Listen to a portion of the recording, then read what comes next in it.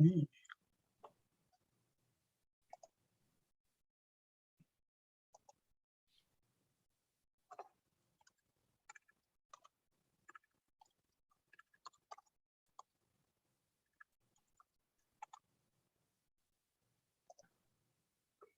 All right, everybody, it's 7 o'clock and we're going to get started here. Hello and welcome. My name is Matt Bender. I am the Adult Program Coordinator here at the Schaumburg Township District Library. Tonight we have Mark Glenshaw talking about his work tracking and finding and observing horned owls in Forest Park in St. Louis, Missouri. Before we get started, I just wanted to remind you this week, or hopefully this weekend, you will be receiving your print newsletter for December through February. That's where all our programs are going to be listed. It's going to be our first real publication since the pandemic. So hang on to that. And as always, you can find our programs at schaumburglibrary.org. So no worries there. If you have questions for Mark as we're going along, feel free to put them in either the chat box or the Q&A, and we'll get to them at the end of the presentation. So feel free to type a question as you get it in your head. Don't wait till the end, just type it in, and we'll get to it at the end of the presentation. All right, let's talk about our speaker tonight. Mark H.X. Glenshaw is an award-winning naturalist who has closely observed and documented the lives of great horned owls in Forest Park, a large urban park in St. Louis, Missouri, since December of 2005. Mark's talk, Forest Park Owls Hiding in Plain Sight, will cover how he found these owls, basic facts about the species, and the different behaviors he has been able to see and document with photos and videos to illustrate these behaviors. So let's welcome Mark Glenshaw. Thank you so much, Matthew. I really want to thank Matthew and all of his colleagues at the Schaumburg Township District Library for having me tonight. Programs, whether in person or virtual, have many moving parts to them, and I really want to thank them for making all those parts move and just for having me present for you all. And I want to thank all of you for attending tonight. I know how precious time can be on a weeknight evening, so thank you for sharing part of your evening to learn more about the owls that I study and my work with them. And we're getting a poll already. That's cool. So thank you for coming. And I want to start with a quick reassurance. And I say this because even with Matthew's very generous introduction still in your ears, I think I might need to reassure you that I'm the right person to talk to you tonight about owls. And I say that because most of you are meeting me for the first time, and as such, you're noticing things about me. And I'm sure high in that list of things you're noticing about me is the frankly appalling and ever-growing lack of hair on my head. And so I think I might need to reassure you that I really do study owls and not bald eagles. Now, this is a bald eagle that I photographed in the area where I study owls. And I saw my first bald eagle of the fall winter in Forest Park yesterday. Flew right over the owl's territory. And I'm always excited to see a bald eagle. They're fascinating, beautiful animals. But I really do concentrate my efforts on studying great horned owls. And I want to talk a little bit about where I study these owls, because here I am presenting for a library system in the Chicago area. And some of you are undoubtedly watching from the Schaumburg area, the general Chicagoland area. And some of you are watching from St. Louis and perhaps points beyond. So I don't want to assume that everyone knows about this place in St. Louis called Forest Park, a magical, beautiful place. And this is one of the park's entrances on a beautiful fall day, very much like the one we had here in St. Louis today.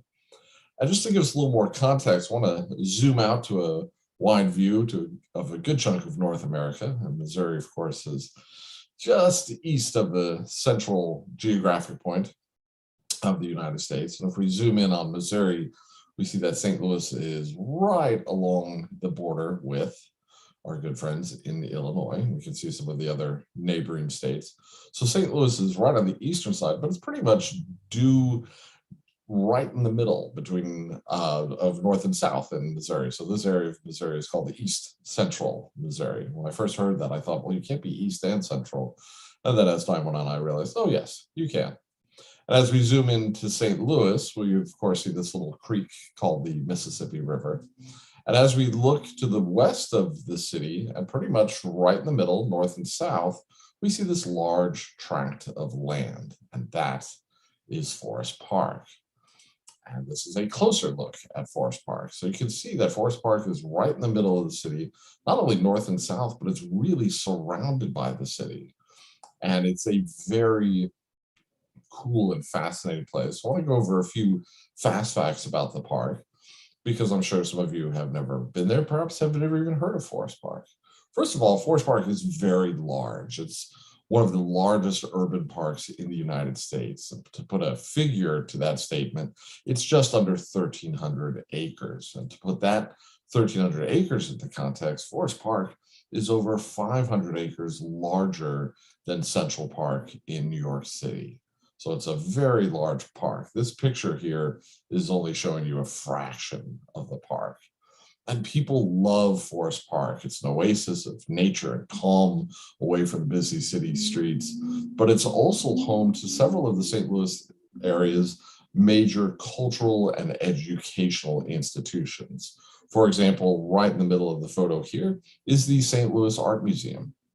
And just to the left, to the east, is the St. Louis Zoo. And those are only two of these cultural and educational institutions. So between the park itself and what's in the park, these institutions, people come to Forest Park in significant numbers. 13 million visitors a year use Forest Park. And to put that figure into context, the population of Missouri as a whole is right around 6 million people. So that's a lot of people coming to Forest Park. Now, Forest Park is also very well regarded. And you could take my word for it, but I'd rather show you these words following awards and very positive statements the park has received in recent years from national media outlets and national organizations. So the park has a very strong reputation, not just in the St. Louis region, but beyond. And as you saw in the photo, the park has a lot of things that you would expect to find in a large city park. It has turf grass, it has horticultural areas, it has playing fields and things like that. But thankfully, the park is also home to great habitat diversity. There are two types of forest in the park. There are prairies, woodlands, wetlands, and more. There are lakes, creeks, and a river system, and approximately 45,000 trees put the forest in Forest Park. So with a lot of habitat diversity comes a lot of wildlife diversity. Now, anytime I talk about the owls and my work with them, whether something more formal like tonight, or just talking to a new neighbor colleague, and I mentioned that I study owls and I've been doing so for 15 years, the first and best question comes up really quickly, and that is, so how did this all begin? And that's really a key question, because this is not something that you just, wake up one day and decide to do. Oh, honey, I'm going to go to the park and study owls, and end up doing so for well over a decade. No, this is something that began very gradually and very organically. And it began with two seeds. And the first seed is something I'm confident I share with many of you, a lifelong interest in wildlife. I cannot remember a time when I was not interested in wildlife.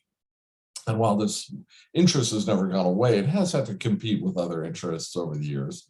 But I found in the early 2000s that this interest was really coming up to the forefront in a way it hadn't for quite some time. Now, the other seed, more locally and more recently, involves St. Louis and Forest Park. Ever since I moved to St. Louis in 1995, I've lived close to Forest Park. I've moved a few times, but I've always stayed very close to the park, even before I began to study the wildlife in the park. So in the early 2000s, when this interest in wildlife was really coming up to the forefront. I thought, well, where can I study wildlife close to my home? And I put two and two together and I said, let's study the wildlife in Forest Park. And I quickly fell in love with Forest Park and its wildlife because I began to see and eventually photograph a wide range of wildlife. Some animals that I'd seen before, like red-tailed hawks, this one photographed by the World's Fair Pavilion. And I'm confident almost everyone watching tonight has seen a red-tailed hawk, but I'm also confident of something else, that any day you see a red-tailed hawk, it can be an average day, an above average day, a very below average day. You see a red-tailed hawk, your day just got better. I also began to see animals I had seen maybe once or twice before, like muskrats. And if you're not familiar with muskrats, they're large aquatic rodents, smaller than their cousin, the beaver, but still a good size. And for folks that know Forest Park, this is just a muskrat swimming west of the meeting. I also began to see animals I had never, ever seen before, like coyotes. Now, my friend Edward Krim took this photo, but I saw these same coyotes on the very same cold morning of December 21st, 2009. And these coyotes were not in some wild, remote area at the park. No, they're about 100 yards or so from the front doors of the St. Louis Art Museum that we saw on the earlier slide. Now, I mentioned my friend Edward taking this photo, not only to give credit where credit is due, but also to make a key point that, unlike me, Edward is a professional photographer. I, on the other hand, I am a naturalist who takes pictures. And I hope you enjoy my photos and videos tonight, but I definitely want to make that distinction. And more than ever before in my life, I began to take a much closer look at birds. Birds like this great egret in mid-stack over by Steinberg Ice Rink. So I was just enthralled with the park and its wildlife, but I had not seen owls. I knew there were owls in Forest Park from reading reputable sources and talking to reputable people, but I wasn't seeing them, nor was I surprised, because while I knew very little about owls, I knew enough to know that owls are hard to find. So I was really not surprised that I wasn't seeing them. And what makes them so hard to find? Well, it's more what doesn't. First of all, they're incredibly well camouflaged. They're mostly active at night, and they fly fast and silently. Two of those things would be tough. All three working together, very challenging. So I wasn't looking for owls. I never expected to see one, but one day, without even trying, I finally saw owls. Now, I studied history in college, and history is more than names and dates, but I really should have written this date down because those things are still quite important. But I can tell you it was in late August or early September 2005. And at this point, I lived on the west side of the park. Pardon me, I lived on the east side of the park and I worked on the west side of the park. And on this particular day, I had one of those really long, tough days at work. And as the day was drawing to a close, finally, I thought to myself, I'm not going to take the bus or the train home or get a lift from a friend and colleague. I need to de-stress. I need to decompress. I'm going to walk home, have some nature time. I'm going to walk home through Forest Park. And I know I'm going to feel better in 5 minutes, never mind better in about 45 minutes when I get home. So it was such a long day at work that by the time I left, the sun was already starting to set. And by the time I got to this particular natural area, the sun had set even further, perhaps even completely. I was walking through this area, looking, listening as I walked through, and I was about 100 feet past this dead tree when out of nowhere, I heard hooting. And I put two and two together. Okay, this is right around sunset, maybe after sunset. I'm hearing hooting. It sounds like it's coming from trees, not on the ground.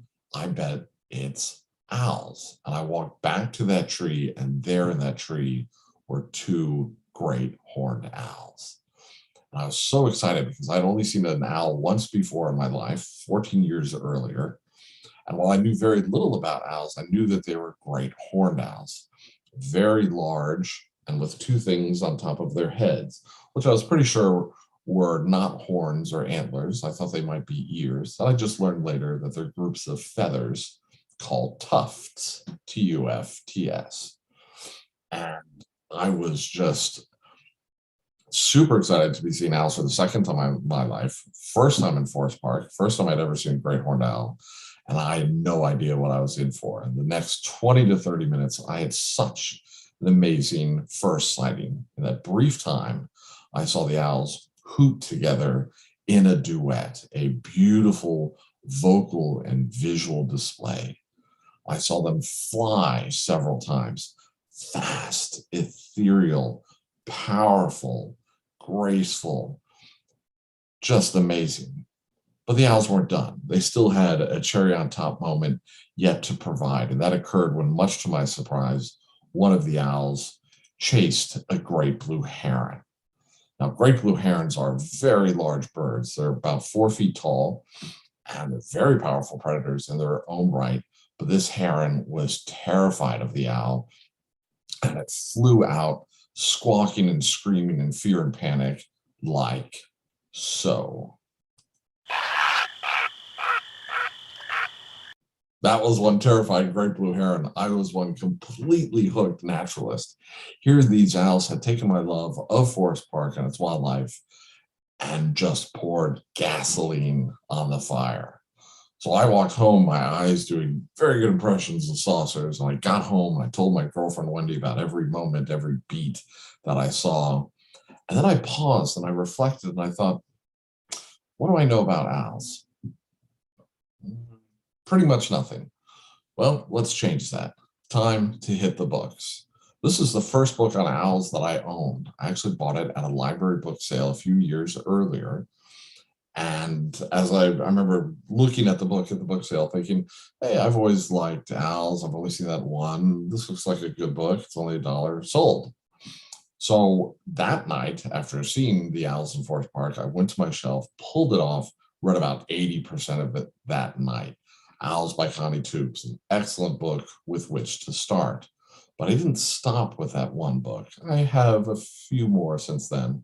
I now have over 50 books on owls because I already knew, and the owls have just reinforced this over and over, that anytime you study anything in nature, whether it grows in the ground, flies in the air, swims in the water, you have to do your homework and you have to do your field work.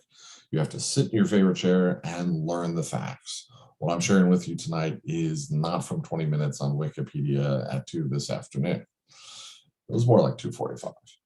But you also have to do the field work. You have to put on your boots, go out and observe things with your own eyes and ears. And what's great about this is that each type of work helps and inspires the other type of work. To this day, I see owl behavior that makes me say, what the heck was that? I don't understand what's going on. I keep doing my homework. And as I'm doing my homework, I'm learning new facts or getting an additional nuance on something I thought I already knew quite well.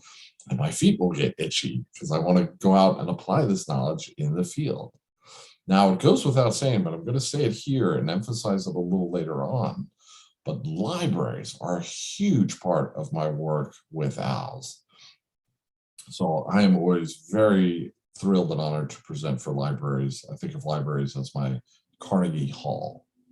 So we'll come back to this in a little greater detail, but with a lot of homework and fieldwork, but also collaboration, talking to other people, what we're doing tonight, I began to see that same pair of great horned owls more consistently. And so I had to name them, and I named them Charles and Sarah. Here are Charles and Sarah back in 2013. Charles higher up on the left, Sarah lower down on the right. And you see that great horned owls definitely inhabit that word great. They are amazing, fantastic, beautiful, and yes, bloody big. Great horned owls are the third tallest owl in North America, between 18 and 25 inches tall, so 1.5 feet to just over 2 feet tall. Now, with that height comes a lot of weight. They are the second heaviest owl in North America, coming in at 2 to 5 pounds.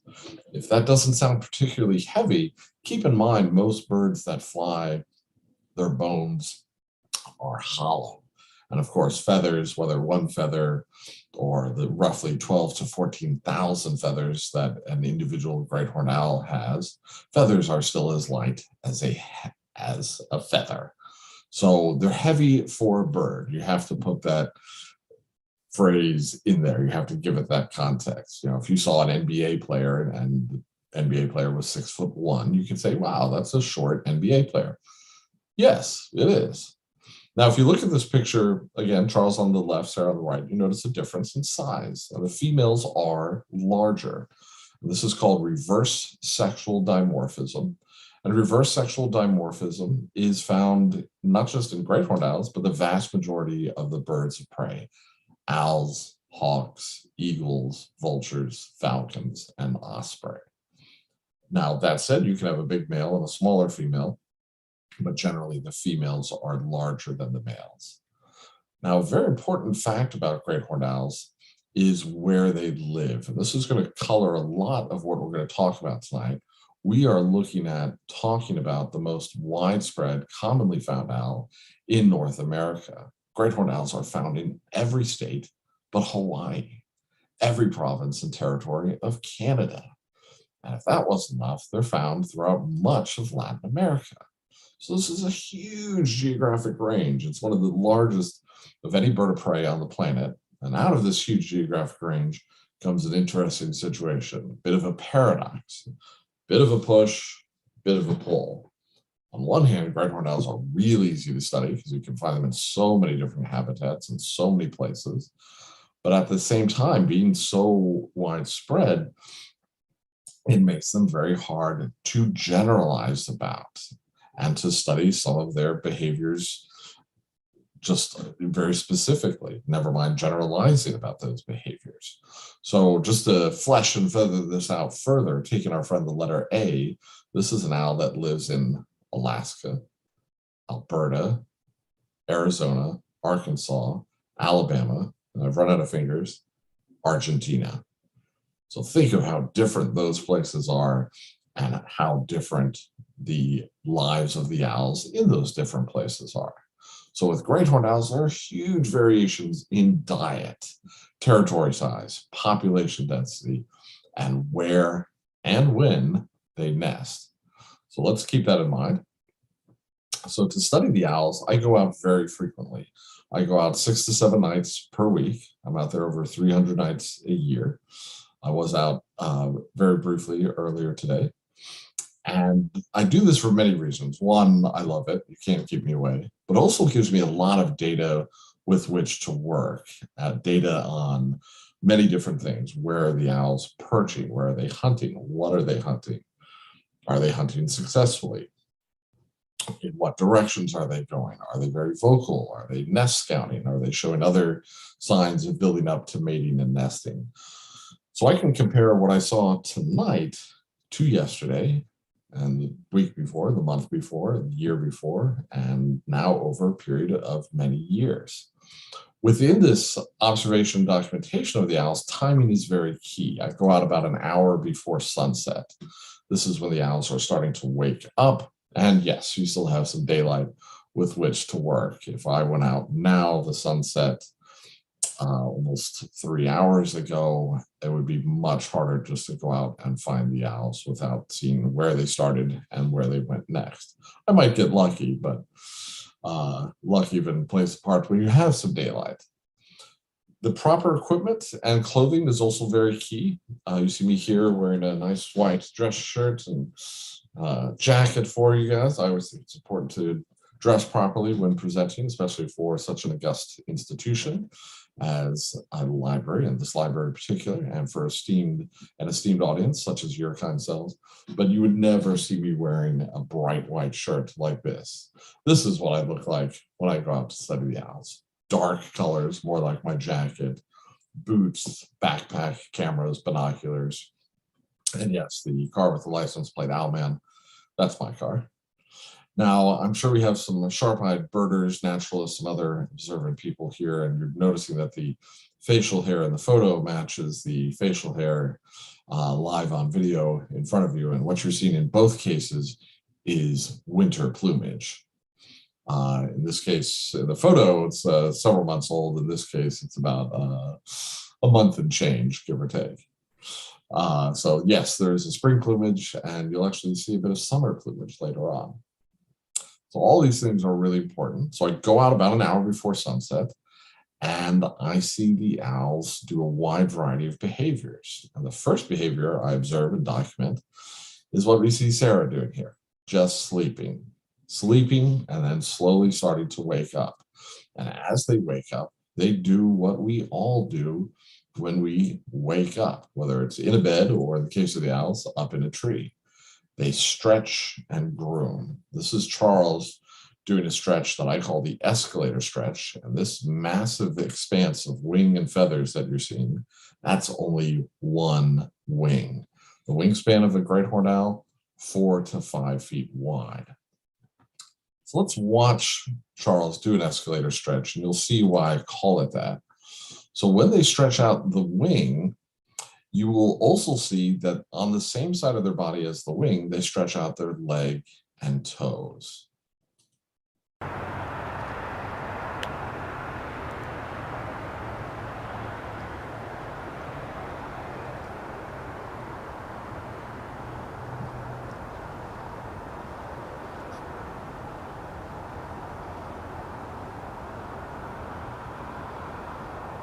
Looks just like an escalator unfolding and folding.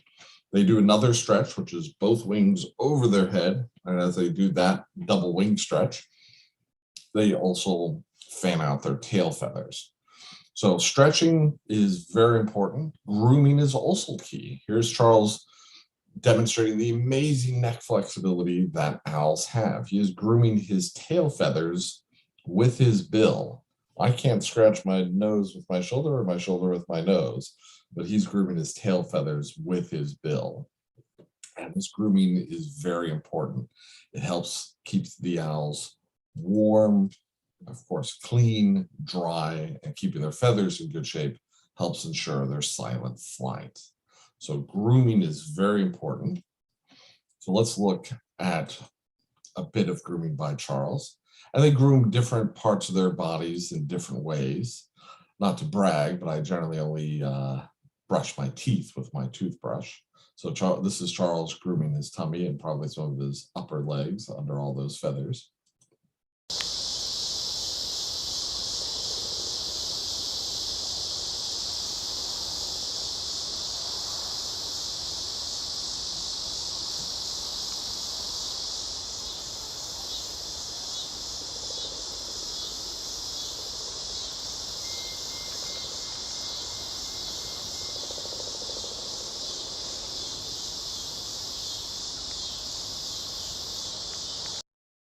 Now, some nights you see a lot of grooming, but very little stretching, and vice versa. Or some nights you see very little of both, or a lot of both. And one of the things I love about studying the owls is that every night is different.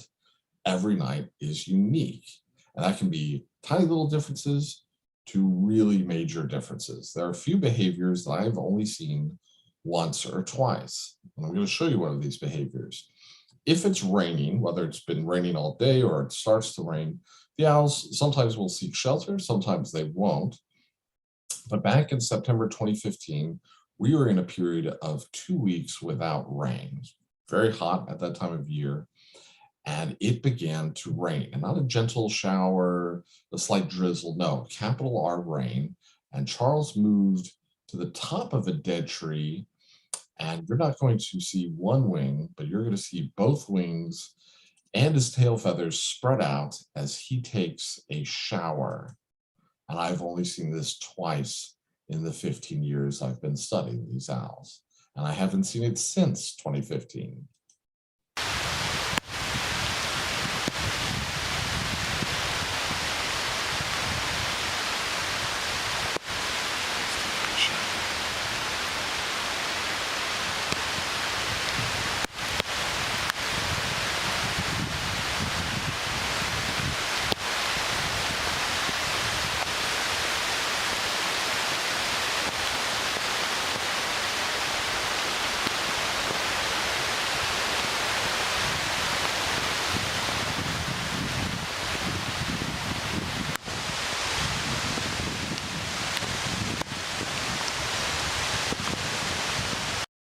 I love the tail feather shake at the end.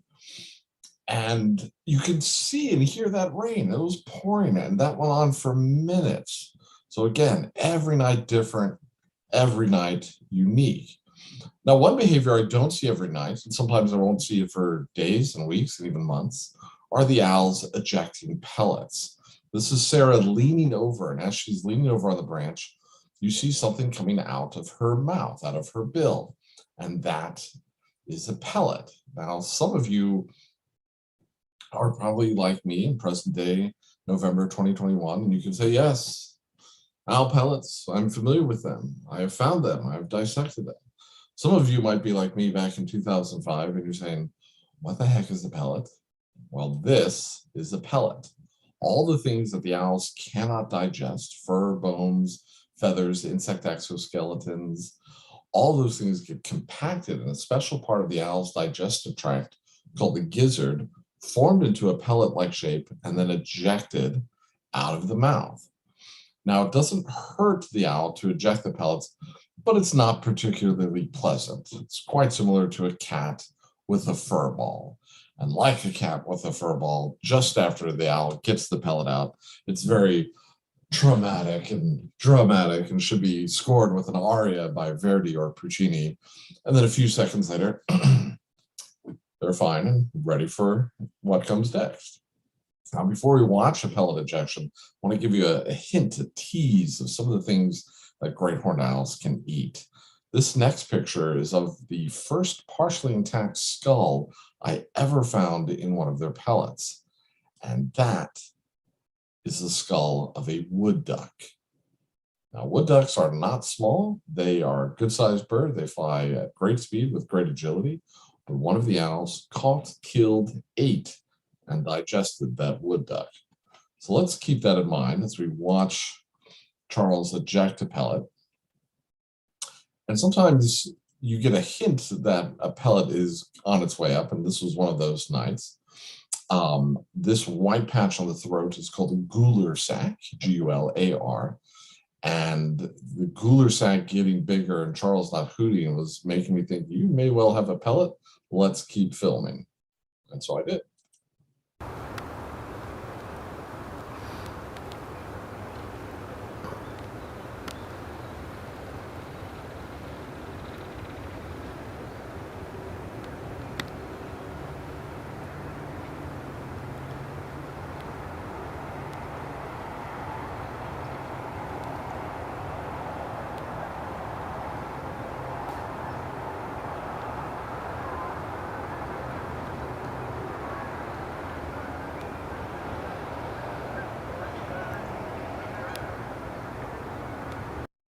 And a few seconds later, he's all good. I love that head shake to the right shoulder. This is January 2013. I've been studying the owls for years, had seen many pellet ejections, had never seen head twitch to the right shoulder.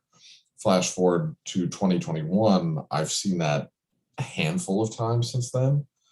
The head twitching to the left shoulder, I've seen that twice, and only in the last few years and years apart. So again, even with pellets, how they're ejected and the reaction afterwards, all of those things, every night different, every night unique. Now, here we are in November, and this is a great time in much of the range of great horned owls to hear them call together, hooting together. And when they hoot together, it's called a duet, just like two people singing together or playing instruments together. And duets have several purposes. It's how they declare and defend territory.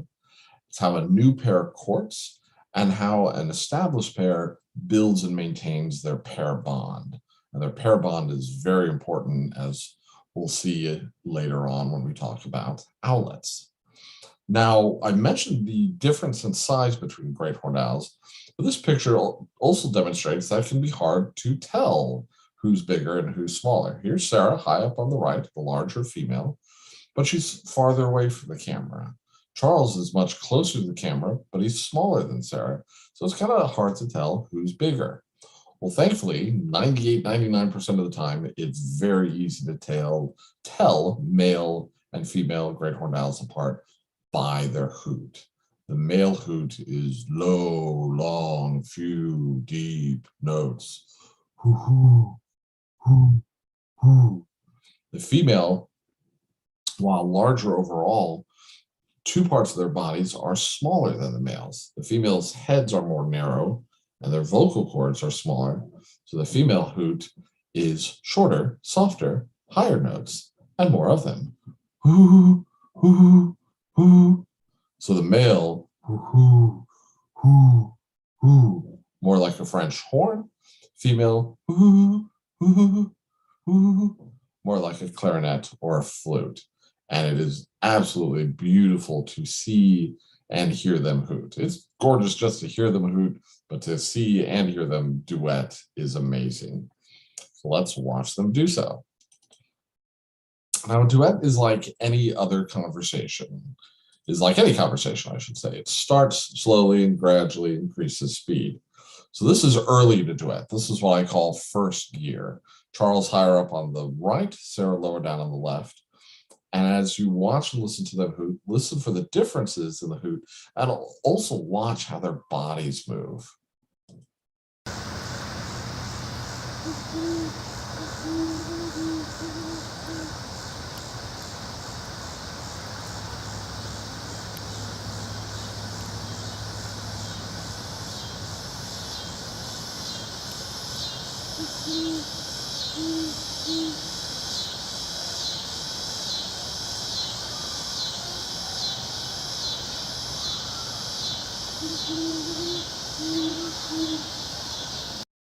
So the hoot is made by the throat patch, the gular sac, G-U-L-A-R, inflating with air. The air moves across the vocal cords, but when they hoot, here's the twist. When they hoot, their bill is closed. That massive sound you're hearing is coming through the gular sac. Now, the gular sac is also bright white. The great horned owls are various shades of brown, have various shades of brown and black and gray and orange and different shades of white. But as they hoot, the gular sac puffs out to make the hoot. And as they hoot more intensely, they lift up their tail feathers, and the undersides of their tail feathers are bright white. Out of all these colors that the owls have, what's going to show up best as it gets darker and darker and darker and darker? Bright white. And you could be out there on a cloudy, moonless night, and those white feathers are popping out like the beams of a lighthouse. So that's early in a duet. Let's watch later in a duet, fifth gear. It's even darker on this particular night. Charles higher up on the left, Sarah lower down on the right. You'll really see the white feathers fore and aft popping out. And they're going to hoot more in the first few seconds of this video than they did in the entire previous video, even overlapping and other signs that are showing, hey, this is a really intense part of the duet.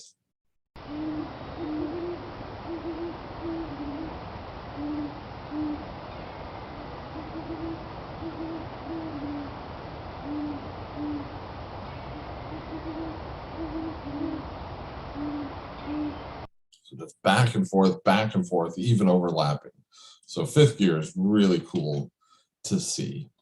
Now, as they get even more and more active, they've been stretching, they've been grooming, they've been hooting, maybe one or more of them has ejected a pellet.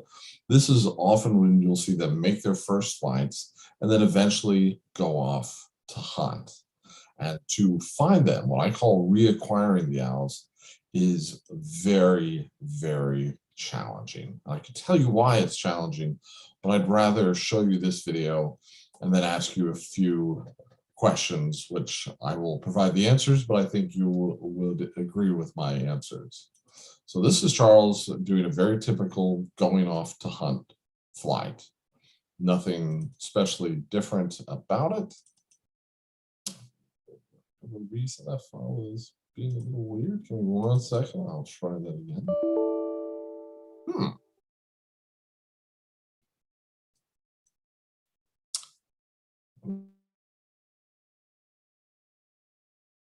Whoa.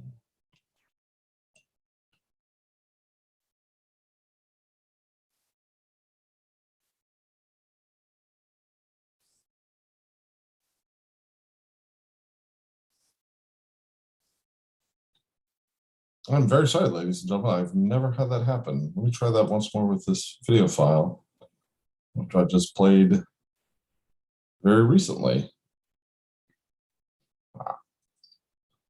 Okay, so yes, this is Charles doing a very typical going off to hunt flight.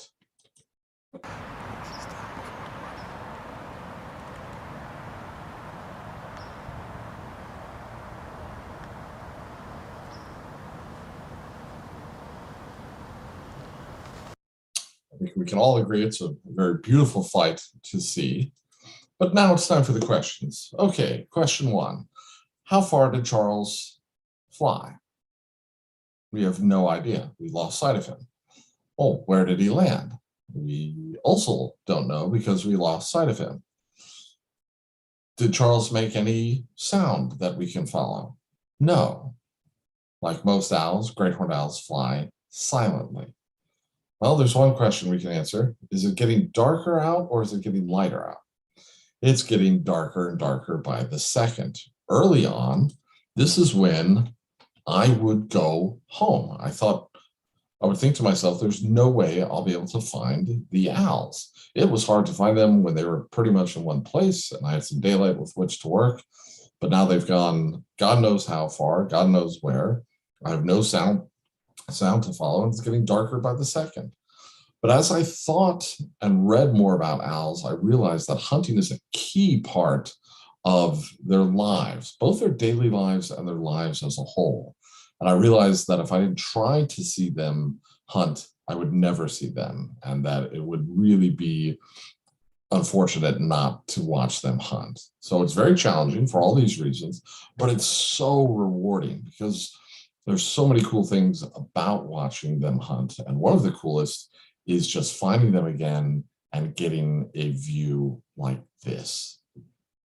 Beautifully silhouetted great horned owl doing their main method of hunting. Perch and wait, look and listen.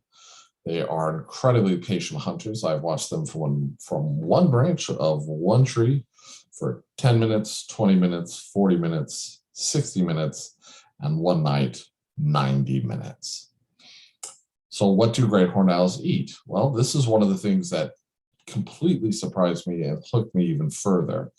Taking what I knew of other wildlife, I thought, okay, great horned owls are going to eat things like rodents and rabbits and small birds. And I started doing my homework and I learned that, yeah, they do eat such things, but they also eat a wide variety of animals, including reptiles, fish, amphibians, worms, insects, and other invertebrates. And that was interesting, not too shocking. If you can catch a squirrel, you can probably catch a beetle.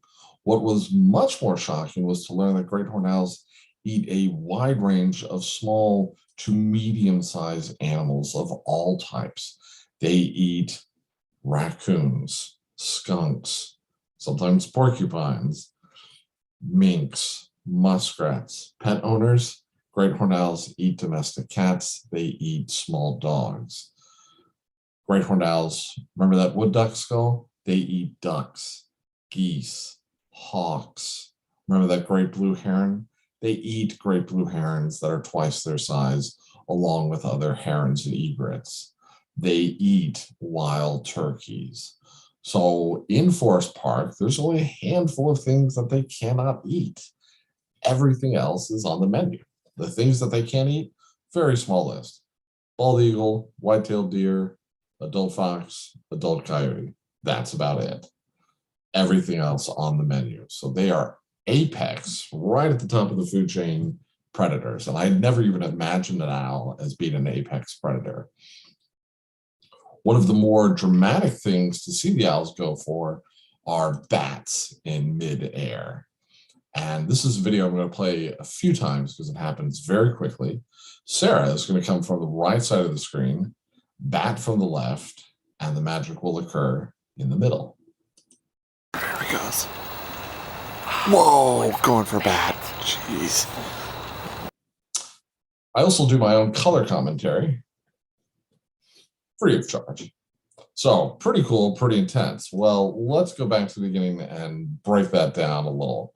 First of all, here comes Sarah blazing along, very level flight. And here comes the bat. Now, bats are hard to catch. They're hard to catch for several reasons. One, they're small, they're agile. And if that wasn't enough, bats have echolocation, essentially airborne sonar. And I wonder sometimes what a great horned owl looks like on a bat's sonar scope.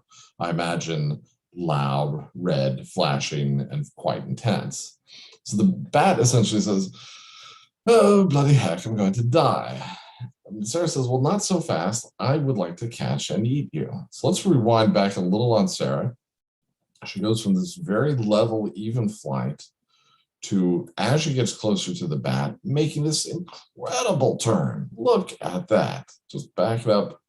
That is serious fighter pilot, Top Gun, Jedi Knight turn. Sarah is not going to try to catch the bat with her mouth. No, she's going to lower her legs and talons and is going to try to literally pluck that bat out of thin air. Now, the bat is just under Sarah's right wing. Sarah realizes, nope, it's not going to happen. I missed the bat. She tucks up her legs and talons and flies off. Now, if you look at the bottom left of my video player, those numbers tell you how long all of this took. It took 1 second. So now that we saw what happened more closely, let's watch it not sped up, but at the actual speed at which it occurred. There he goes. Whoa, going for bat. Jeez.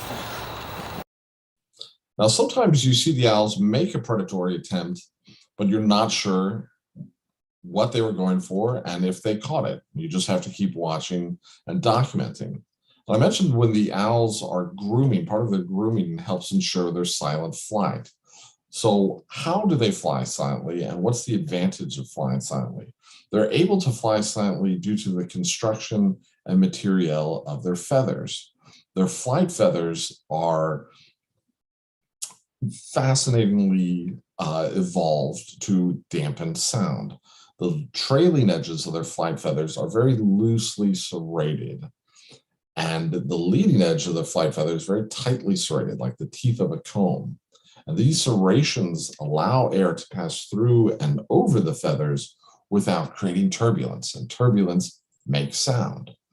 Now, all of their feathers are very soft, but the tops of their flight feathers are incredibly soft because when they fly, the feathers move against each other. And by the tops of the feathers being incredibly soft, and when I say soft, I am not kidding, it makes velvet feel like sandpaper. That softness helps further dampen the sound. So they fly silently. I've had Charles and company fly 1 to 3 feet past me with their massive 4 to 5 foot wingspan, and you don't hear anything. So silent flight allows them to approach their prey undetected, which is a huge advantage, but it also gives them another capability, which is a little more subtle, but in a way a little more powerful. Great horned owls flying silently can hear and adjust when they fly. Think of a human not sprinting, not even running. Think of a human jogging. Think about how much noise that human is putting out to the world around them and how much noise they're putting out around themselves and how much They're limiting what else they can hear from their feet moving, their breathing, their arms. Even if they don't have headphones in, they may not hear that bus that is coming down about to run them over. So as you watch Charles, he's going to come flying from the right side of your screen. You get a beautiful view of those wings. Watch as he gets closer to the ground. Not only is he slowing down, but he's also making subtle little adjustments before wham, making his pounce. Now, I didn't know what he caught, what he went for. If he caught it, I just kept filming, and you'll get the same answer that I did.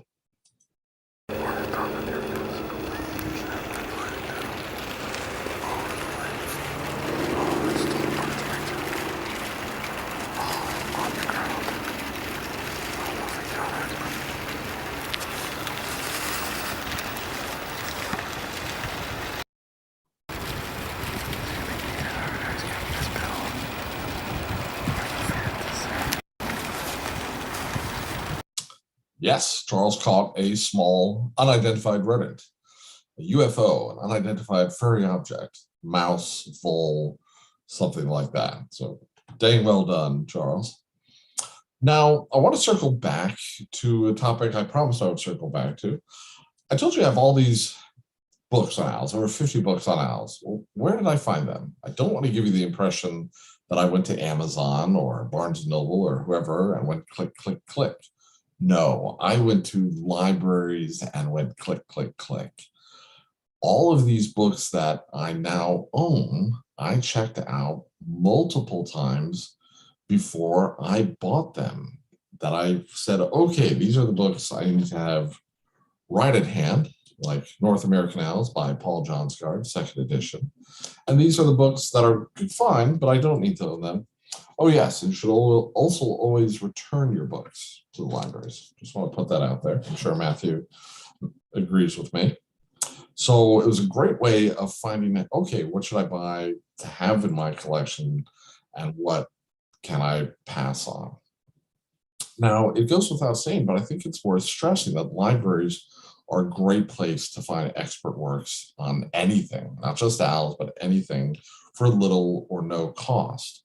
Now, some of you might think, well, everything is online these days. And one, no, it's not. Two, if you want the best, most reliable information, you're going to find it in libraries. Now, I love the web. I use it constantly for many things, including owls. But anytime I'm going to go in depth on any topic, I'm going to go to libraries. And I really want to encourage you to, like me with owls and my many other interests, use all the libraries available to you, whether you're in Schaumburg or in Shrewsbury in the St. Louis area. Next time you're at your local library, ask them about library reciprocity. Hey, what other libraries do I have access to, and how do I get this access going? And I'm confident you'll be very impressed and amazed at the wide range of other libraries that are available to you, again, at little or no cost. I also want to encourage you to not be shy about using the academic libraries. My full-time day job is at Fontbonne University in Clayton in suburban St. Louis. And like many academic libraries, even if you don't go to school or work at the institution, you can still come in and use the libraries. Now, libraries can be a little intimidating. That's why Matthew does his job. Ask the staff for help. You can always get better at using the library too. I'm better than I was 2 years ago, 4 years ago, 6 years ago. And you think of libraries, and there's me with Summer Plumage a few years ago, putting a book back on the shelf. And you think libraries and you think books. But I also want to encourage you to use the databases for magazine, newspaper, and journal articles. These databases are a treasure trove of information. And for taxpayers, you should be aware that databases are not cheap, and libraries often have to make very tough decisions about what databases they're going to renew based on how much people are using them. I also want to share with you my OWL bibliography. These are books and, yes, websites. I did have to throw my own in, that I use, read, reread, and are just constantly part of this process, the homework and the field work.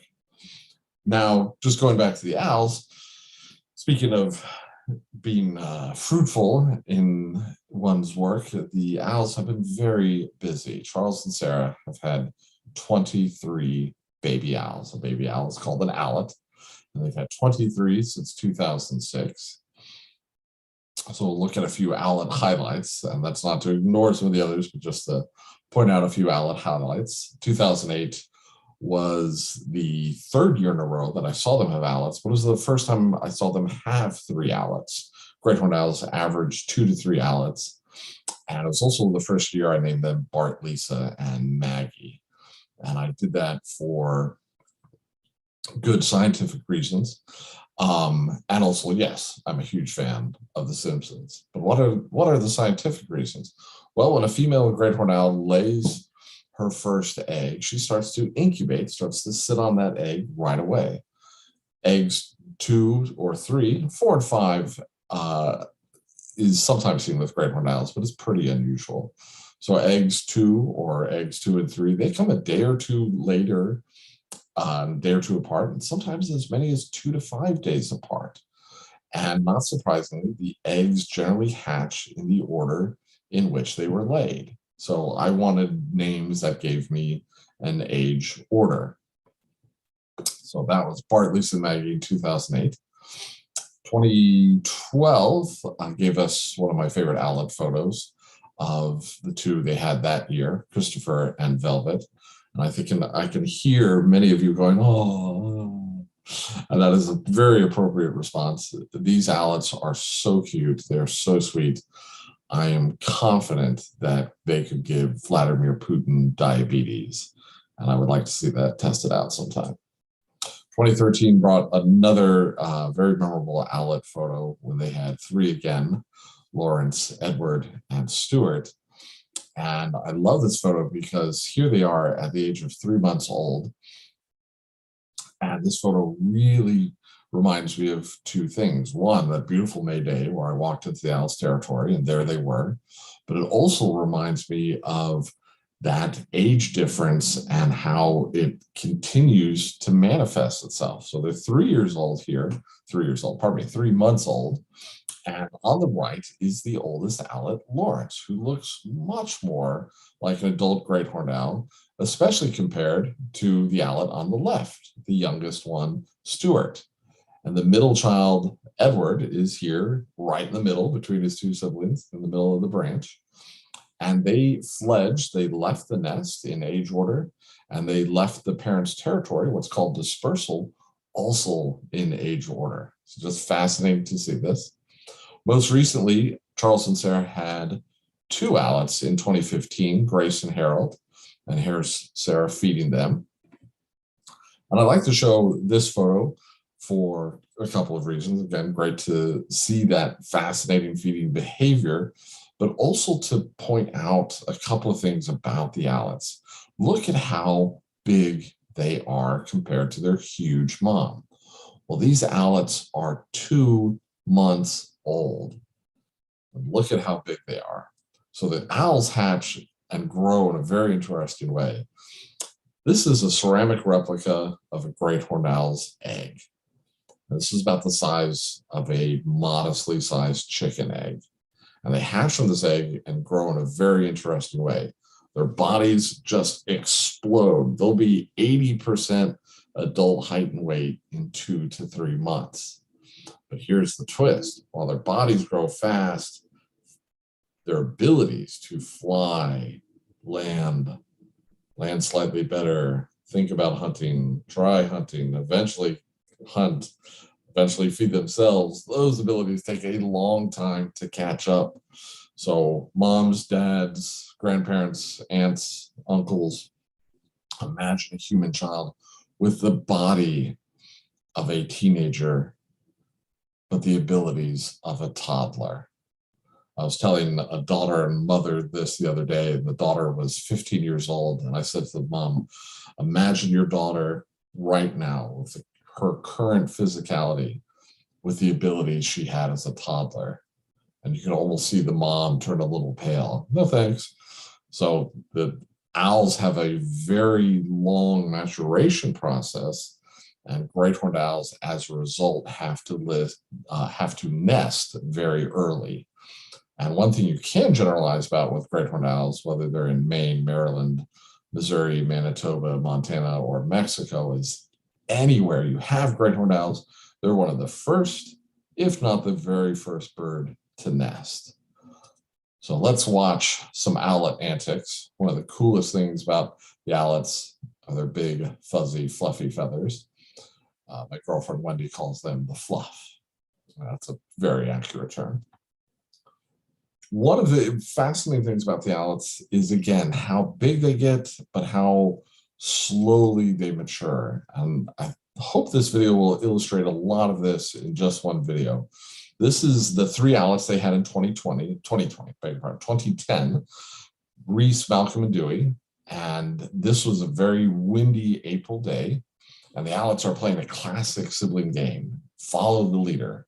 One owlet flies to a branch, and the second owlet flies, and then the third owlet flies right over to that same branch. But it was a very windy day, and with their abilities to land and keep their balance still having a long way to go, they're very clumsy.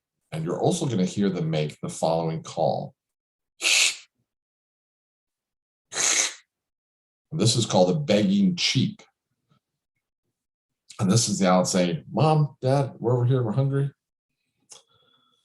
It's been 4 seconds. We're going to do this again and again and again. They will make hundreds of these begging cheeps per night. So let's watch these huge, hungry, clumsy owlets play follow the leader, Reese, Malcolm, and Dewey.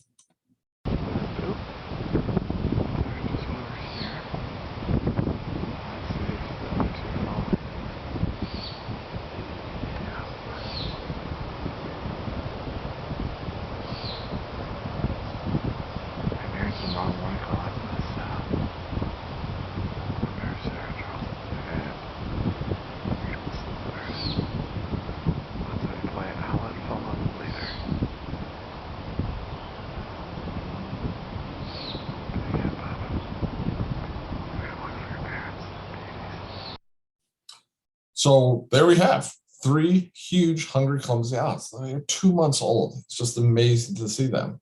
Now, every flight to every landing is a lesson. Sometimes things get a little tricky. So the following year, just about 30, 40 yards away from where that was filmed, here are the 2 owlets, Dalton and Monica, playing follow the leader. And let's see what happens. There comes Monica. Whoa, right above her brother. Branch broke.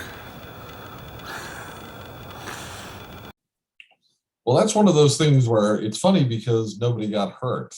And that owlet learned, okay, you've got to land and land quickly and land safely. What if it hadn't landed safely? What if it had fallen to the ground or got caught on a branch? That could be a eventually life-ending injury. And for great horned owls, some of their young will not make it to birthday 1. Those that make it to birthday 1, some of them will not make it to birthday 2. It's a tough, challenging world out there. If they can get past those first couple of years, eventually find their own territory and the mate, they're really not going to have any natural predators. But those first few years are very tough, and not just from accidents, but from not getting enough food, from man-made things. So it could be a challenging world out there. One of the things I love the most about the owlets is their curiosity. The entire world is new to them. And I hope you'll find this to be a lovely example of that curiosity. This is Grace in 2015, in June of that year. She was perched on a low branch of a fallen tree, and a firefly, a lightning bug, began to fly around her. And she's just absolutely captivated by it. And she's also going to demonstrate that amazing neck flexibility we mentioned earlier. And I don't care how much yoga you've done, don't try this at home or anywhere else for that matter.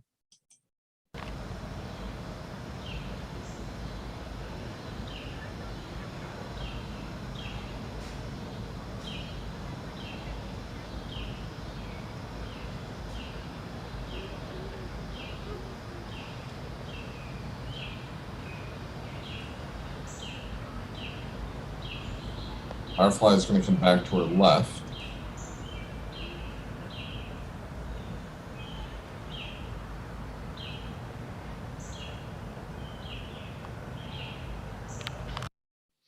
And this is all happening in a park in the middle of the city. And great horned owls being so widespread and so adaptable, I'm confident it's happening in and around the homes of many of you watching tonight. I encourage you to get out there and see as much as you can. A few weeks after that video, we had a very sad development. Sarah died. I found Sarah in this very unusual area of their territory on July 18th, 2015. And just from her posture and her expression, I knew that she was ill or injured. And we've seen tonight how great horned owls wake up around sunset, they stretch, they groom, they call, and they fly, and eventually go out to hunt. Well, I found Sarah before sunset and stayed with her for an hour after sunset, and she did not do anything. She did not stretch, groom, hoot, nothing. I was very concerned. Now, an owl will perch in a spot and return to that same spot. And the next day, I went back and Sarah was in the same spot. But there's such a qualitative difference in her behavior that I knew she had not left, that she had just been there the entire night. She hadn't hunted, she hadn't done anything. And the analogy I could not escape was this was like seeing somebody you care about in the hospital. They're not where they should be, they don't look well, they're not getting better, and things are looking worse and worse. I went back that night, she was still there. I was even more concerned. Charles, on the second night, July 19th, called to her several times, not very far from Sarah. Sarah not only did not hoot back to her mate of many years, she did not even look in his direction. And she ended up not moving from that spot for 36 hours. And the last I saw her was the morning of July 20th. Now, this is a very sad time. My friends and I searched very hard for her body, hoping to find her alive or at least find her and understand what caused her death, but we never found her. And I miss Sarah to this day. I miss her every day. I am very open to the possibility that I will never see a female great horned owl as amazing as Sarah, as an individual, as a hunter, as a mate, as a mom, just amazing. But through this sad time were two very important silver linings. I've mentioned that the owlets have to eventually leave the parents' territory. This is called dispersal. The owlets' own hormone levels will encourage them to disperse, but the parents are very good at further encouraging dispersal. The parents reach a point through the breeding cycle where they eventually stop feeding the owlets. And if you have a 25-year-old at home, I would initiate that program immediately. Good advice from the owls. Now, the owlets sometimes won't get the message, but eventually they will disperse. Now, Sarah and Charles had already reached the point where they had stopped feeding the owlets. And if Sarah had died earlier, say in June or even earlier, the owlets probably would have died from lack of food. So the owlets did disperse. They continued on into the next stage of their life. I was very grateful for that. The other silver lining was that I had been so lucky to see so much of Charles and Sarah, but I had never seen courtship. When I came upon them in 2005, they were already a couple. For how long, I'll never know. It's one of the things I would love to know the most. But while I had read about courtship, I had never seen it. And I thought, well, maybe I'll get to see courtship. Well, I had no idea. I don't think Charles did either what we were in for. We began a nonstop owl drama whirlwind. Charles had 3 mates in 4 years after being together in the time that I saw Charles and Sarah for 9.5 years with Sarah. So 3 mates in 4 years, starting with Olivia. And she was actually the third female that Charles courted with in the fall of 2015. Third one was the Charm, small female, about Charles's size, maybe a little smaller. And while they became a pair, she did not nest. She did not pick a place and lay eggs, but it was fascinating because they just kept on mating. Now, Olivia began to spend time and distance away from Charles in the spring of 2016. That was not a good idea. And she eventually got shoved out by another female, a much larger female, because nature abhors a vacuum. You know, Olivia did not listen to her Tammy Wynette records. Stand by your man. So this other female saw an opportunity and took it. This female not only chased out Olivia, but even chased Charles around initially. So there's only one name I can give this female, which was Samantha, after Samantha on Sex and the City. A very aggressive female in all respects. So she arrived in April of 2016. And in the next few years, she and Charles attempted to have young 5 different times, including, even I could do the math on that one, yes, 2 separate nesting attempts in 2018 and 2019. And sadly, all of these attempts were unsuccessful. Not to lack of effort or desire or anything like that, just things did not line up for them. So fascinating to see this, but also kind of tough.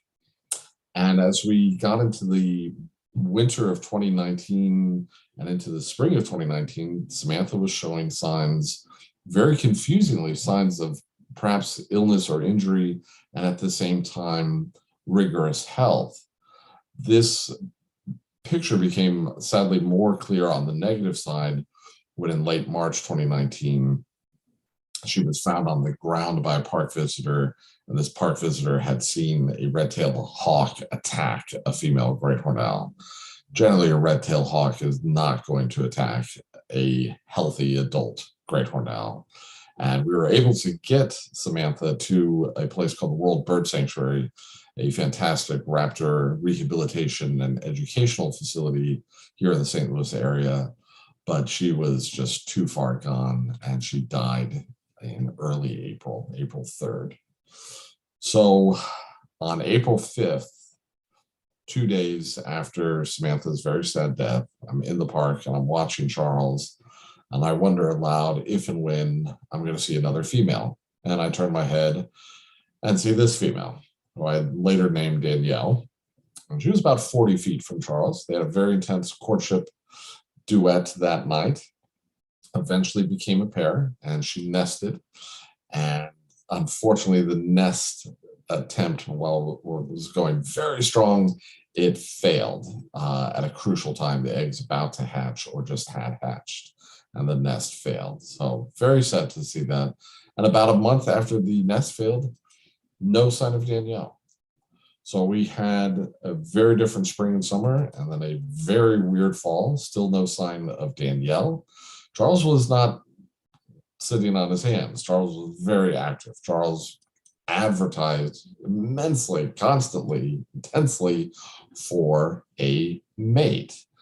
And we weren't hearing or seeing other females until finally he courted briefly with a female in late October. And very interestingly, something I'd never really seen before, on one of those nights, she was courting with Charles and then began to court with another owl, another male. We actually literally had a love triangle. Not only was it the figurative love triangle, they were in a 3-cornered position. And that female was last seen on November 1st, but Charles did not stop. He just kept advertising. For instance, here's Charles last Thanksgiving in front of an almost full moon. In case you're wondering and concerned, I still managed to have Thanksgiving dinner. I managed to work that out along with my girlfriend. Thank you, Wendy. So even after that, he just kept continuing to advertise, and that female showed back up 2 months later, January 4th. They mated that night. I thought, okay, cool, here we go. And then she disappeared until January 9th, almost a week later. And they mated some more. And then on even one of those nights, January 10th, we had the love triangle again. Thankfully, they made it for several nights in a row, and by January 15th, I made the call. Yes, they are a pair, and she's nesting. Took me a little while to name her, and I named her Sophie. And here she is in January of 2020, just after I made that call. And super excitingly, they did have Alex. First hearing them on March 2nd, hearing those begging sheeps, my friend Alexis and I, oh my gosh, so excited. First seeing one of the owls the next day, March 3rd, seeing two owlets March 5th. We waited very patiently to see if it was more than two, and it was eventually two. I named them Neil and Lyle, and here they are in the nest with Sophie. And they fledged in age order in early April, first Neil, and then 3 days later, Lyle. And things were going very well in the spring and into the early summer. But sadly, in late June, I saw Lyle exhibiting the same behavior I saw with Sarah back in July of 2015 of not moving, not calling, not doing anything. And the very next day, and this was June 29th, Lyle was found dead. And great cumulative effort of many people and institutions, including World Bird Sanctuary, the St. Louis Zoo, and with great sadness from all the community of people that has grown around these owls, we were able to only partially discover the cause of death. So very challenging, confusing time. Neil has continued on doing well. He's all but certainly dispersed. We haven't seen him now for several days. I need to double check my records to see exactly how long it's been, but we're more and more confident with each day that we're not seeing him that he has dispersed successfully. Charles is calling with a female, but we're not sure that it's Sophie, because Sophie, right around the time that Lyle died in late June, Sophie disappeared, and we barely saw Sophie for the remainder of the summer. But in the last couple of weeks, we've been seeing Charles calling with a female, trying to get better photos of this female and compare it to our photos of Sophie. So we shall see. Not only is every night different, every season, every year is different. In conclusion, I just want to say this is just a taste of my many years of studying great horned owls in Forest Park. There are many ways that you can learn more about the owls and my work with them. You can, first of all, ask the library to host my other talks. I have 3 other talks, one on the mating, nesting, and outs of these owls, one on hunting and feeding. It's a very meaty subject. And then more of a how-to program, how to find an owl in your neighborhood, where I teach you all the different ways and methods and strategies and even philosophies to find owls in and around your home. You can also find me online, and I'll have this on my last slide as well, so you don't have to scribble everything down. I have a blog, and I always list my next upcoming talks on my blog as well. Very active YouTube channel. On Facebook, I'm the co-administrator of a Facebook community called Great Horned Owls. And you can find me on Twitter at Forest Park Owls. And if you're ever in the St. Louis area, or if you live in the St. Louis area, I want to extend an open invitation to join me on a tour called an Owl Prowl, a 2-hour tour where we go out and look for and watch and learn about the owls. And again, we start about an hour before sunset. I lead Owl Prowls all year long, weekdays, weekends. I've already led over 80 this year, so I lead them all the time. I'm not kidding. For an Owl Prowl, please email me 3 to 4 dates. That gives us more to work with, and we'll set up a day and time. I'm only taking out smaller groups in the pandemic, 1 to 4 people. If you have more than that, I'm happy to schedule as many Owl Prowls as needed to accommodate everyone. And again, that is my email address. And I want to thank Matthew and all of his colleagues at the Schaumburg Public District Library for their kindness and generosity in hosting this program. I want to thank each and every one of you for attending tonight, and I'm very happy to share the owls with you, and I look forward to your questions. Thank you so much. All right, and thank you, Mark. Let's get to your questions here. We have quite a few. First, Janet wants to know, would an owl ever eat an unattended toddler?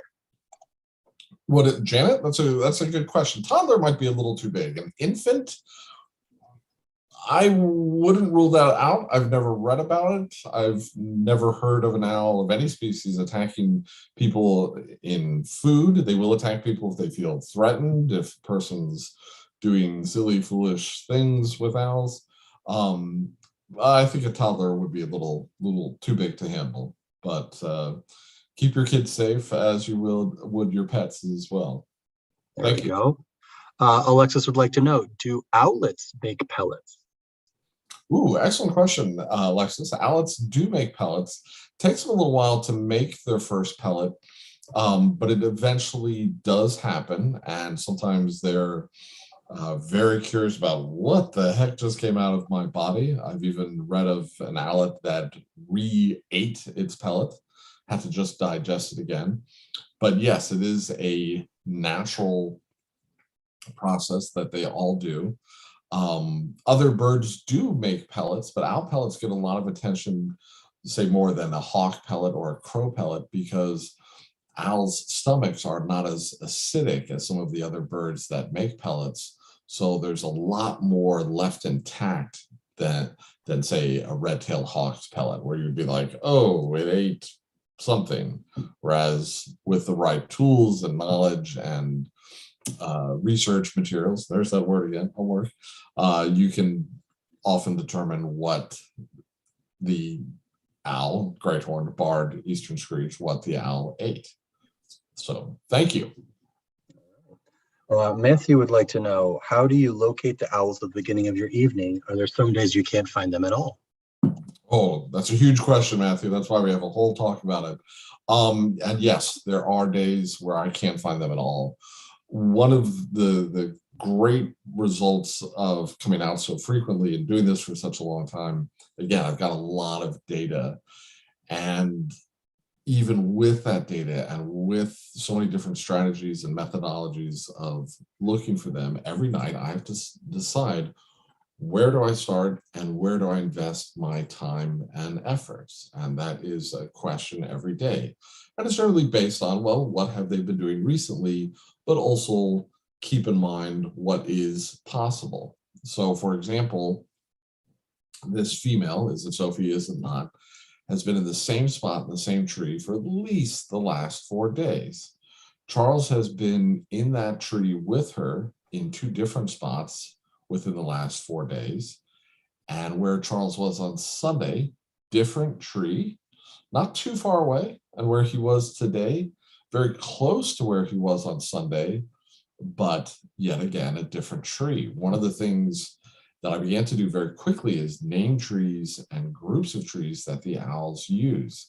And this I thought would be helpful for myself, but thankfully friends and people that I've mentored and I'm mentoring, a huge honor and unexpected development of my work with owls, they've adopted these tree names. And this could be very helpful because, again, there's approximately 45,000 trees in Forest Park. And if I said, hey, you know that tree with the bark and the leaves, is this helping at all? No, it's not helping.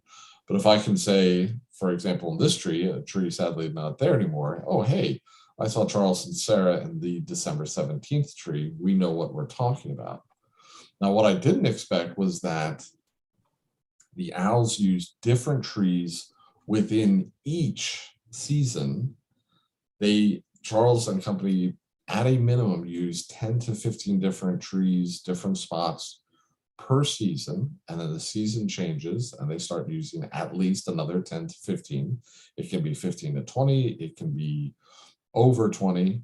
Now, do some of these spots get repeated fall after fall, spring after spring? Yes and no. The other night I showed 2 of my friends and mentees Sarah's autumnal perch, first used by Sarah in the fall of 2009, used by Charles and Sarah for many years after that. Even after Sarah died, Charles used it in the fall. The other females used it in the fall. Last fall, I did not see any of the owls in that tree. I'm very curious to see if they'll use it this year. So it is a challenging thing, and some nights I find them in seconds or a few minutes. Other nights I will not find them, or I might have to spend 45 minutes to find one, and I don't find them all. So every night, not only unique and different, but every night challenging. And it's fascinating to see how much they mix it up. So thank you. Great questions, everybody. Yeah. Our next question, how old are the owlets when they leave their parents? Excellent question. The owlets are usually 6 to 8 months old. The whole breeding cycle of great horned owls from mating to dispersal is usually about 7 to 8, 7 sometimes to 9 months old. And that's really intense. And the owlets leave, and the parents do not, lay back and say, oh, okay, they're gone. Where are we going to go on vacation? Shall we go to Capri, then Stad, and then back down to Cannes? No, the owlets leave, and the parents exhale and say, okay, back to work. Because they're going to be building up to mating and nesting very quickly, hooting together, redefending their territory, and hooting together in that duet to rebuild their bond. So the parents are always working. I'm one of 6 children. My parents had us in 10 years. In a little over 9.5 years, Charles and Sarah had 23 owlets, almost 4 times as many offspring. So it takes a long time, and then boom, they start all over again. So yes, the owlets are quite old, and those abilities have more and more caught up with their bodies. But it's a tough, challenging world out there for the owlets. Thank you. All right. How do the owls get their names? How do the owls get their names? Excellent question. Some of the names have been for age order, like Bart, Lisa, and Maggie, Reese, Malcolm, and Dewey for Malcolm in the Middle in 2010. The names have often been a homage, a tribute to family, friends, even family pets, and also people in the public sphere whose work I admire that have passed away recently as a way of paying tribute to them. For example, in 2012, you saw the picture of the 2 owlets really close together, Christopher and Velvet. Christopher was named for the great Anglo-American writer Christopher Hitchens, who, just a little aside, when asked once about what is the most beautiful word in English, his answer was library. Christopher Hitchens sadly died in 2011, far too young. And in another interview was asked, what is your favorite bird? And his answer, the owl. Now, the other owlet in 2012, named Velvet, was named after my mom's very velvety furred black lab mix, who died that year at the age of 18. That was an old dog. Now, occasionally I get a little pushback. Well, why do you get to name the owls, the owlets, and the trees, and the groups of trees? Frankly, after 15.5 years of doing that, and even after 5 years of doing it, I think I've kind of earned that right. And thankfully, people are more often than not very happy to endorse that and happy to adopt and adapt to my names. Thank you. All right. Janet would like to know, how can you tell the females apart to name them? Ooh, excellent, Janet. That is a very key question. The sex of the owlets and their names. It's not quite what engineers call a WAG, a wild ass guess. It's about a 50-50 proposition. I am about 50% open to being correct, that yes, that Christopher was a male and Velvet was a female, but I'm also very open to being wrong. One of the things we did learn about Lyle, the owlet who sadly died this year, from the post-mortem examination and tests done on tissue samples taken from Lyle's body, was that Lyle was actually a female. Now, the name had already been given, but my friends and I and so forth, we know that yes, Lyle was a female. One of the fascinating things about great horned owls is that there's a ton of things we don't know about great horned owls, including what's called the sex ratio. How many males, how many females? So with the names, I'm open to being right, and I'm open to being wrong. Thank you. What binoculars do you use? What scope do you use? And then can you put some of the names of them in the chat? Thank you. If I use, this is something I talk a lot about in my How to Find an Owl in Your Neighborhood talk. I'm happy to discuss it here too. The best pair of binoculars are the ones around your neck, the ones in your hand. The worst pair of binoculars is, they're in the car, or I left them at my home. Start with what you have. I never encourage people to say, oh, you must go out and spend this amount and that amount.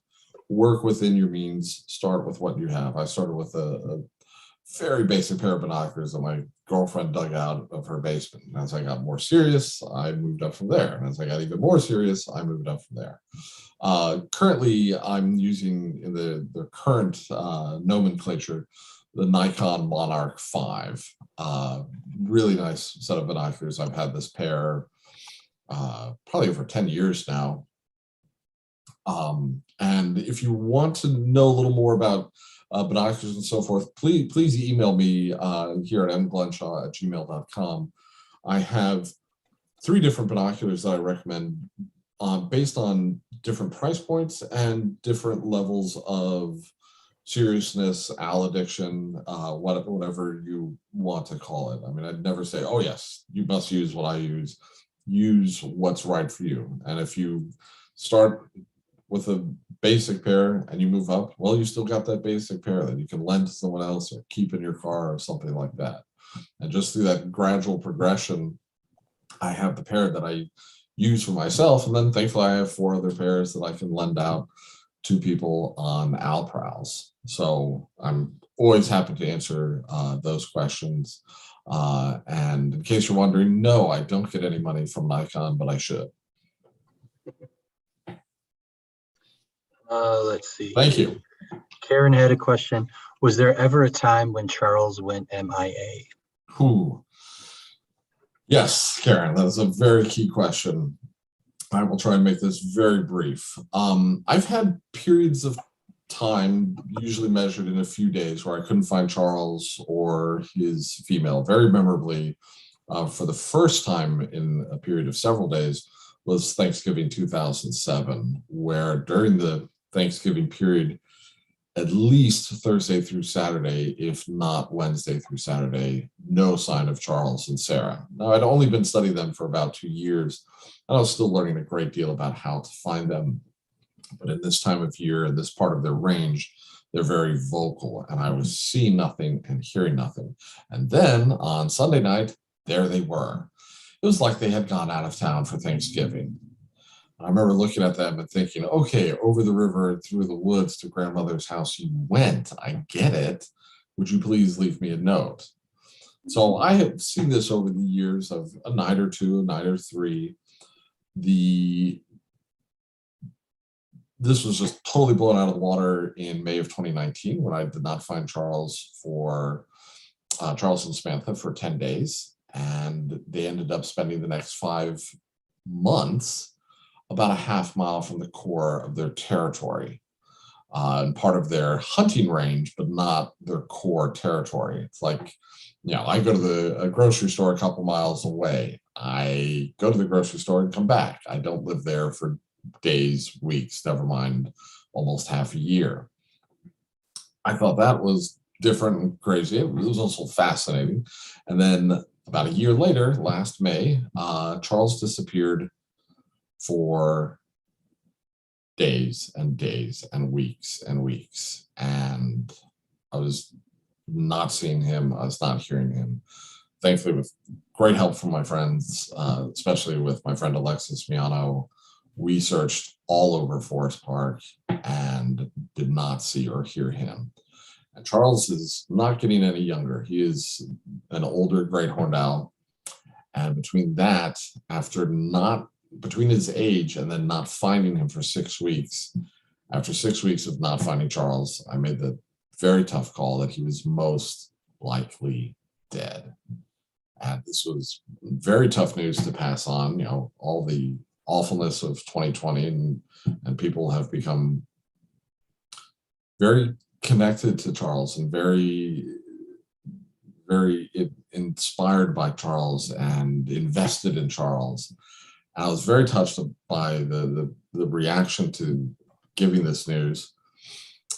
And then 2 weeks later, there he was back in the core of his territory. And since then, I've got some possible insight to where he may have been, but only little possibilities and fragments. Thankfully, he did not go anywhere this May. And no, I did not have to use invisible fencing or anything like that. But yeah, that was really, really awful. But my first goal every night is to count heads. And to one of the earlier questions, I said, I don't see them every day. And this is part of that. And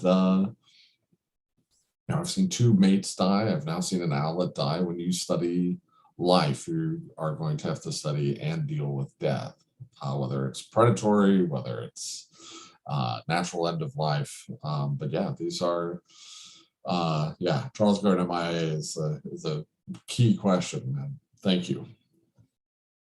All right. Which is the stronger predator, the owl or the hawk? Well, that's a good question. It would depend on the owl, depend on the hawk. Great horned owls, since that's our topic at hand. Great horned owls eat not only hawks, they also eat other owls. Great horned owls eat a wide variety of predatory birds. Great horned owls even eat peregrine falcons, the fastest animal on the planet. So with the hawk species that live in the same range of great horned owl, if it's a cage match, I'm going to give the advantage to the great horned owl over, say, a red-tailed hawk, a red-shouldered hawk, a broad-winged hawk. Great horned owls even eat ospreys. There are 2 owls in North America larger than great horned owls, the snowy owl and the great gray owl. And great horned owls at times will eat not just juveniles of great gray and snowy owls, but adult great gray and snowy owls. Great horned owls are massive physically, and they're just also very aggressive and dominating. Not to be overly Nietzschean in this, but there is kind of a will to power that great horned owls just dominate an area, and great horned owls call the tune, and everyone has to dance to that tune. So thank you. Very interesting question. Matthew would like to know, have you ever been unexpectedly hit by a defensive great horned owl? Is this a possible danger to owling? Thankfully, I've never been hit by the owls. I've never even had them make any aggressive gesture towards me. And it is something you do have to be concerned about, your own skin when owling. And the best way to keep yourself safe is to keep the animal's welfare, the animal's well-being as the #1 priority. Not, oh, I want to get a closer view, or I want to get a picture, or I want to get a better picture.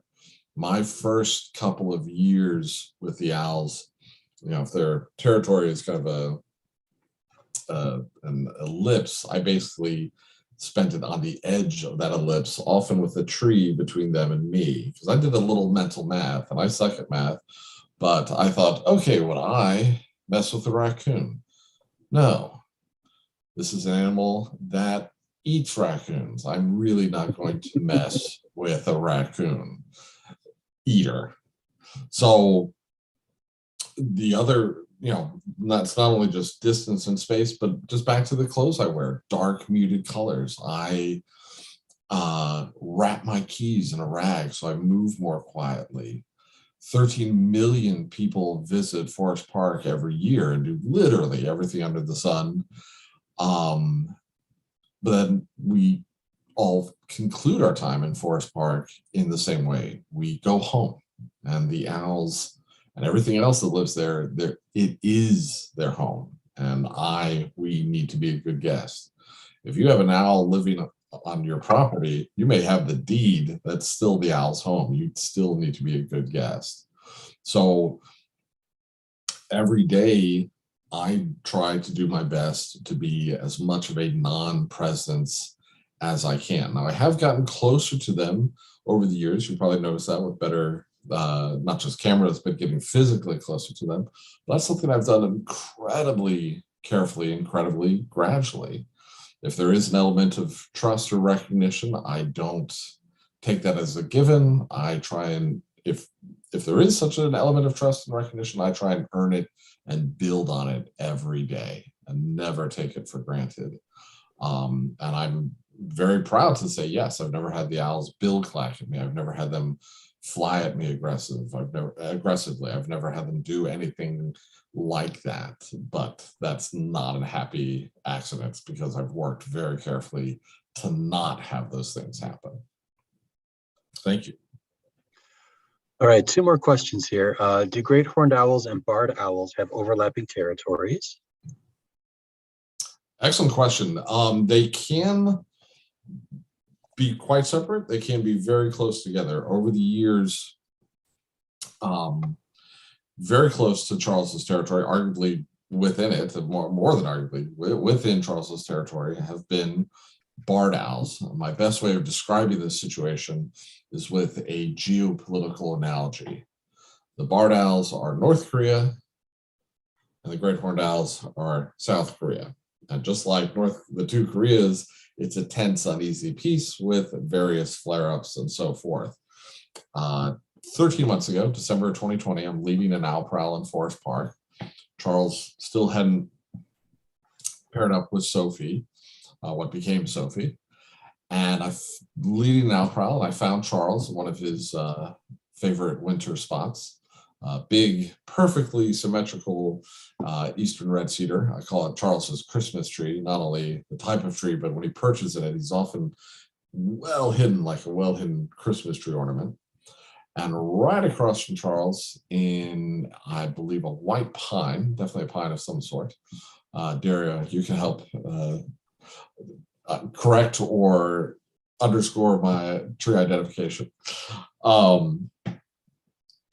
Is another owl. And I'm like, oh, is it a female great horn? Let's go take a look. And I look, and it's a barred owl, and it's right across from Charles, 30, 40 feet.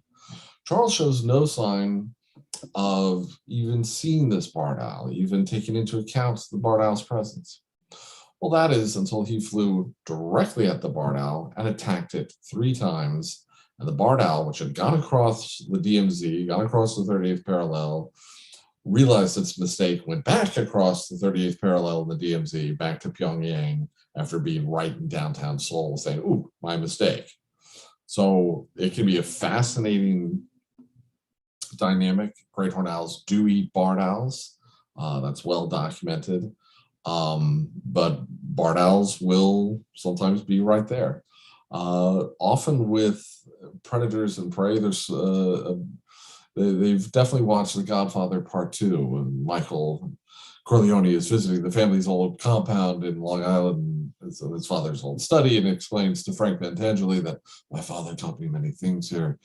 He taught me keep your friends close and your enemies even closer. So studying nature is also about studying cinema. So yeah, fast.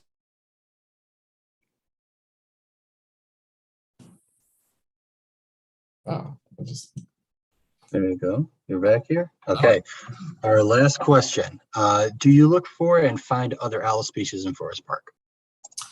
I do, sometimes more actively than not. I sometimes will go out very purposefully to try and find other great horned owls in the park. I've been very lucky to have seen 4 species of owls in the park. For a number of years, we had 3 species in the park: great horned, barred, and eastern screech owls. And just to show you how little I knew about owls when I started this, when I first saw eastern screech owls, I'd been watching owls for weeks. and I thought they were baby great horned owls, because eastern screech owls look just like great horned owls that have been left in the clothes dryer too long. The proportions exactly the same. But as I continued doing my research and learned that great horned owl babies get so big so quickly, I realized, oh my gosh, I was wrong. That was not a baby great horned owl. Oh, but it's one of those cool moments where your mistake led you to the right answer. Oh my gosh, I saw eastern screech owls.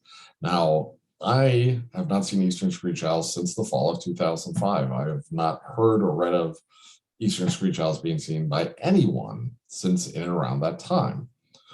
And I think the reason for that is that barred owls and great horned owls, two larger species, have been so successful in Forest Park, there's simply no room for eastern screech owls. And animals are all about, well, let's not kill ourselves.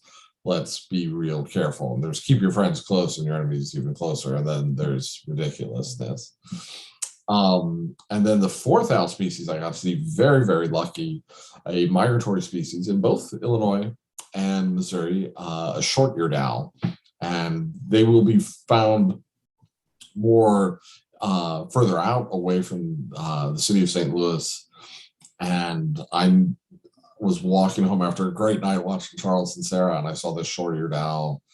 And I watched it, and it took off, and I knew how lucky it was. And I have not seen or heard one since then. And in telling other birders about this, they kind of, through gritted teeth, say, "You saw a short-eared owl in Forest Park?" Oh my, fine, well done, thank you. So I'm always keeping an eye out and an ear out for anything and everything. One of the great things about concentrating on one species or an individuals within a species without even trying, you're going to see other cool stuff. Again, for example, yesterday I found the female, and I was looking for Charles, and oh my gosh, there comes the bald eagle flying right overhead. Pretty cool. Excellent questions, everyone. Thank you. If you find you have other questions, feel free to email me. Happy to answer questions, whether you think of them 6 minutes from now or 6 hours from now. Well, all right. Well, thank you, Mark, for your presentation tonight. You're very welcome. Thank you. Thank you. And thanks for you who stuck in there. This will be on YouTube if you want to go back and watch any of the footage that Mark shared today of the owls. And again, if you have any questions, you can email him, or if you want me to pass something along, you can email me. All right. Have a great night. Have a happy holiday. We'll see you next time.